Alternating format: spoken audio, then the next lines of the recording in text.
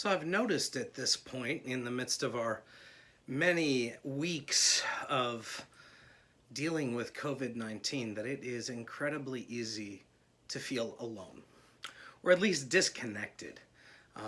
Even living with my family and interacting with many people by phone call and by digital resources and by digital prayer, I still notice that nagging feeling of disconnection.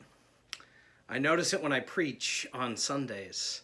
I notice it when I pull into empty parking lots. I notice it when I walk the aisles at Big Y to pick up groceries. You don't stop and linger and talk to folks there. All of us are noticing this disconnection, this loneliness in new ways during this time, and it's challenging. And I think that's one reason that today's gospel that's sitting in this email speaks to me so much. It speaks to me because Jesus is preparing his disciples to know that he's going to leave. He's not going to be physically with them anymore.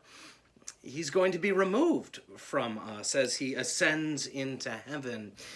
And that is hard. It's painful. But Jesus tells his disciples right here that we will not be alone, that he will send an advocate, that the Holy Spirit will be with us. We talk about the Holy Spirit on the Feast of Pentecost. We talk about the Holy Spirit whenever we have baptisms.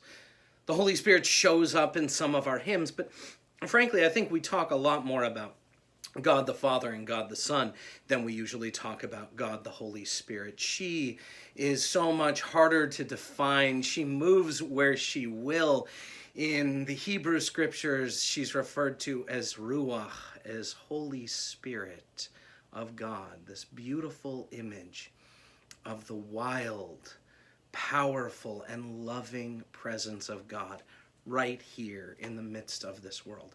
Jesus tells us that even as he isn't physically with us, we are not alone. That loving, beautiful, powerful presence is going to be given to us.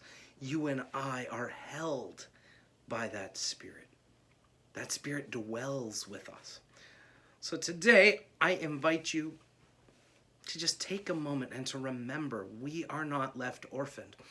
Even in the midst of the isolation, even in the midst of change, even in the midst of challenge, we are not alone. Jesus has promised the Holy Spirit for us. And that Holy Spirit is with you and with me right now.